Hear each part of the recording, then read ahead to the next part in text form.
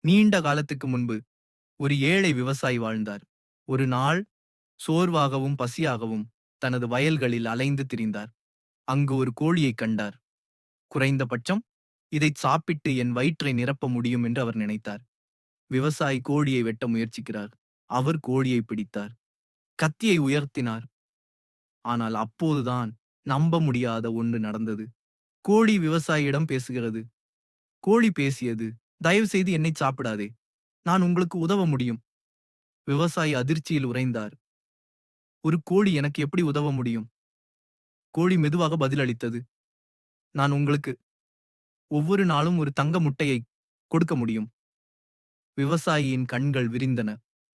மறுநாள் காலையில் அவர் தனது முதல் தங்க முட்டையை பிடித்தார். முட்டைகளை விற்று பணக்காரனாகியது. நாளுக்கு நாள் கோழி தங்க முட்டைகளை இட்டது. விவசாயி அவற்றை சந்தையில் விற்றான். அவனது வாழ்க்கை மாறத் தொடங்கியது. விரைவில் அவன் ஒரு நல்ல வீட்டைக் கட்டினான். அவனிடம் நாணயங்கள், ஆறுதல் மற்றும் அவன் ஒரு காலத்தில் கனவு கண்ட அனைத்தும் இருந்தன. அனைத்தும் மந்திரக் கோழியால். ஆனால் பின்னர் பேராசை அவன் இதயத்தில் ஊடுருவியது. ஒவ்வொரு நாளும் ஒரு முட்டைக்காக ஏன் காத்திருக்க வேண்டும்? நான் கோழியை வெட்டினால் எனக்கு எல்லா தங்கமும் ஒரே நேரத்தில் கிடைக்கும். அதனால் பேராசையால் குருடாக்கப்பட்ட விவசாயி கோழியைக் கொன்றான். ஆனால் உள்ளே எதுவும் இல்லை. முட்டைகள் இல்லை.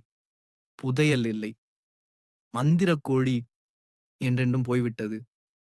விவசாயி துக்கத்தில் அமர்ந்திருந்தான்.